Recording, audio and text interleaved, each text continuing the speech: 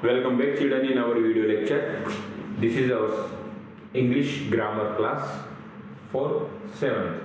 Today I am teaching pronoun. Pronoun is a word that can replace the noun. Pronoun क्या होता है? Pronoun. Pronoun means होता है for, अगर इसको अपन अलग अलग करेंगे, for a noun. What is for a noun? Noun के लिए, एक noun के लिए क्या होता है? Pronoun. तो what is pronoun? For a noun. And definition of pronoun is a word that can replace the noun. जो noun को replace कर दे वो कहलाता है pronoun. For example, Sita and Gita दो है. Sita and Gita go to school, school जाती है. तो इन दोनों को अपन ने रिप्लेस कर दिया. ये है नाउन, ये एक नाउन ये है, एक नाउन ये है. इन दोनों को रिप्लेस करके क्या लगा दिया? दे. क्या लगा दिया? दे. तो दे एक प्रोनाउन है. दे गो टू स्कूल, तो ये प्रोनाउन है. अब प्रोनाउन कितने प्रकार का होता है ये अब अपन इस क्लास में अच्छी तरीके से सारे का काइंड्स ऑफ प्रोनाउन पढ़ेंगे. फर्स्ट है काइंड्स ऑफ प्रोनाउन. कितने प्रकार के प्रोनाउन होते हैं? Personal pronoun. कौन सा? फर्स्ट है पर्सनल प्रोनाउन. दूसरा है पजेसिव प्रोनाउन. पर्सनल प्रोनाउन जो इसको आप ऐसे समझ सकते हो पुरुषवाचक प्रोनाउन यानी सर्वनाम, ये पर्सनल प्रोनाउन ही समझेंगे अपन इसको. दूसरा पजेसिव प्रोनाउन अधिकारवाचक, जिसमें वो अपना अधिकार जमाता है. Reflexive pronoun, interrogative pronoun, relative pronoun, demonstrative pronoun, distributive pronoun, indefinite pronoun. तो अब अपन फर्स्ट में हम लोग पढ़ेंगे पर्सनल प्रोनाउन.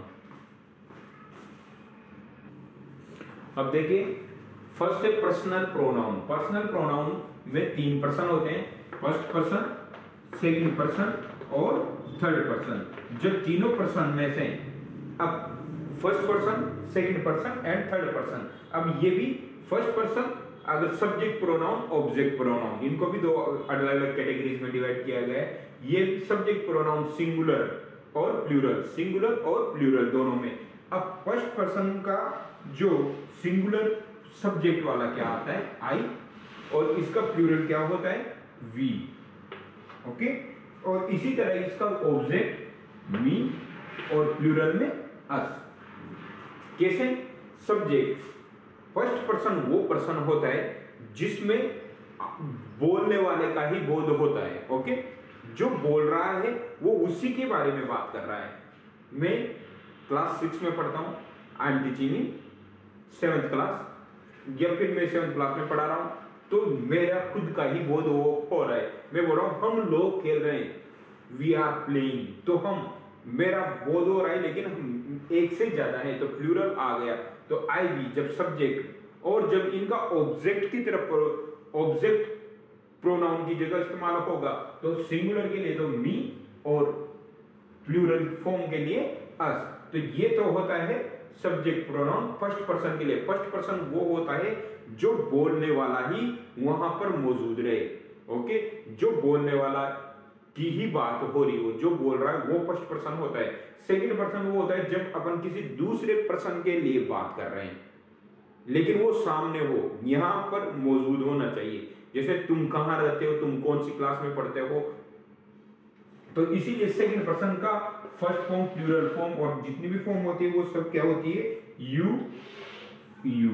ओके. यू, और इसमें भी यू. ओके. तुम, ये सिंगुलर में भी यू आता है, प्लूरल में भी यू. ऑब्जेक्ट प्रोनाउन में सिंगुलर में भी यू, प्लूरल में भी यू.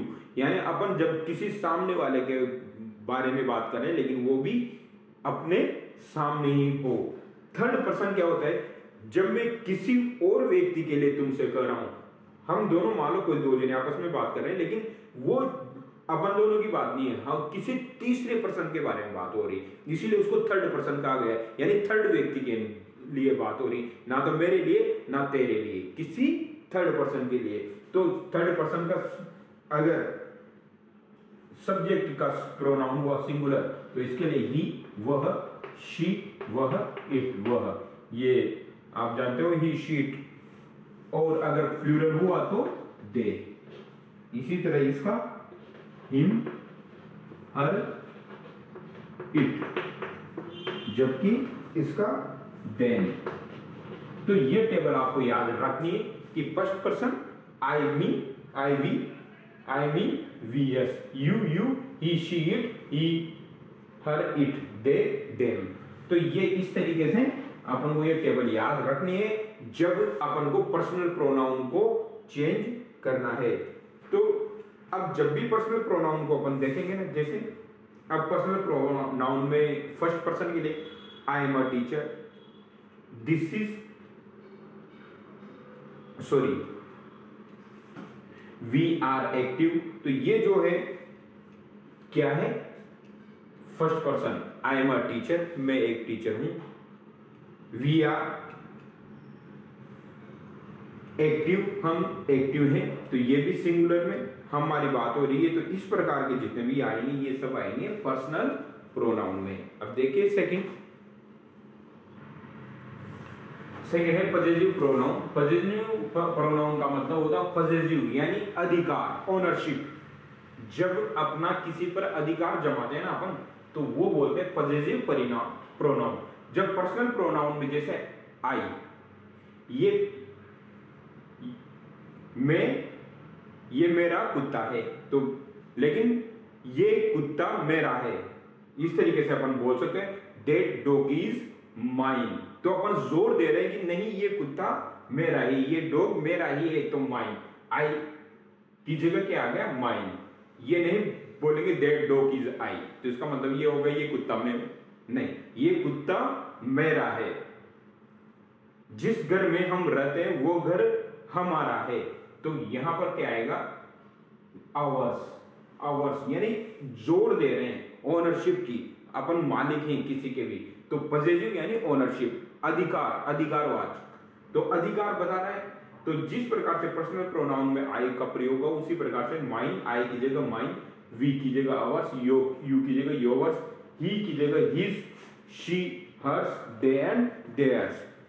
आई मेरा, वी अवर्स हमारा, योवर्स तुम्हारा, ही उसका, हर्स उसका, देयर्स यानी उन लोगों का। तो ये इस प्रकार से अपन पजेसिव प्रोनाउन का प्रयोग करेंगे। पजेसिव प्रोनाउन मींस अधिकारवाचक। ओके, नेक्स्ट देखिए। अब थर्ड कौन सा है, रिफ्लेक्टिव प्रोनाउन। क्या होता है रिफ्लेक्टिव या फिर रिफ्लेक्सिव।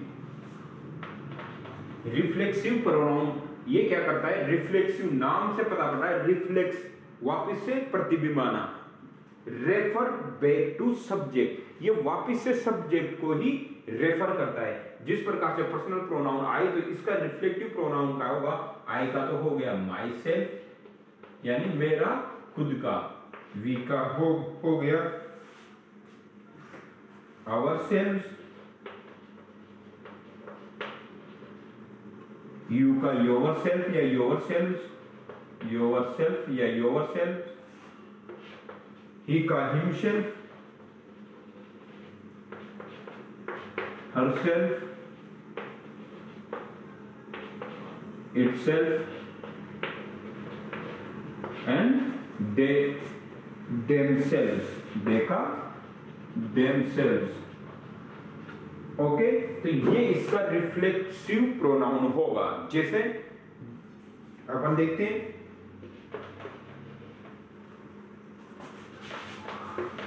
एग्जाम्पल देखिए, टीना फेल, टीना गिर गई, एंड हर्ट हरसेल्फ।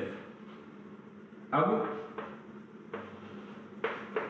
देखिए ये वाला किसको, सब्जेक्ट, टीना गिरी, अब उसको चोट लगी, किसको चोट लगी, तो हरसेल्फ किसको डिनोट कर रहा है यहां पर, टीना को।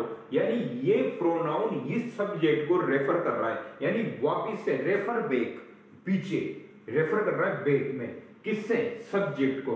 टीना गिर गई, टीना फेल एंड हर्ट हरसेल्फ, और वो चोटिल हो गई। टीना गिरी और वो चोटिल हो गई।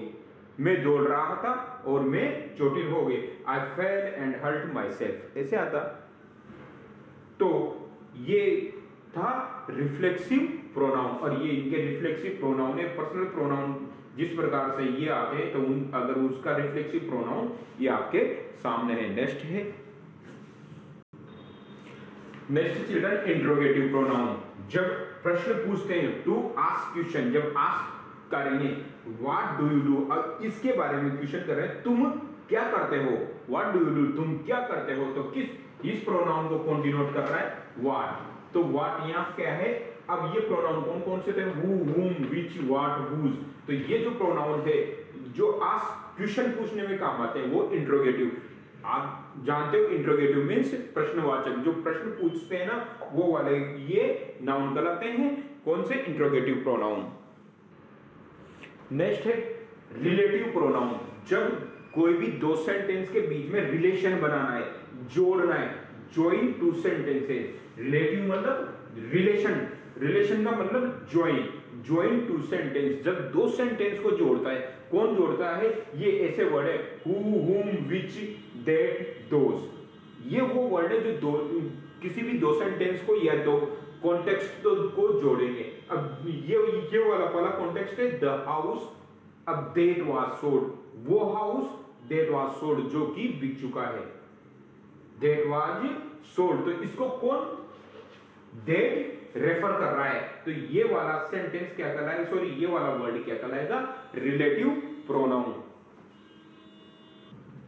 अगला देखिए डेमोस्ट्रेटिव प्रोनाउन। डेमोस्ट्रेटिव का मतलब होता है, डेमोस्ट्रेशन का मतलब होता है पॉइंट आउट करना, इशारा करना, किसी चीज को संकेत से बताना, इशारा करके बताना, वो क्या होता है डेमोस्ट्रेटिव प्रोनाउन, पॉइंट आउट करना। और वो किससे करेंगे, दिस, दैट, दीज, दोज।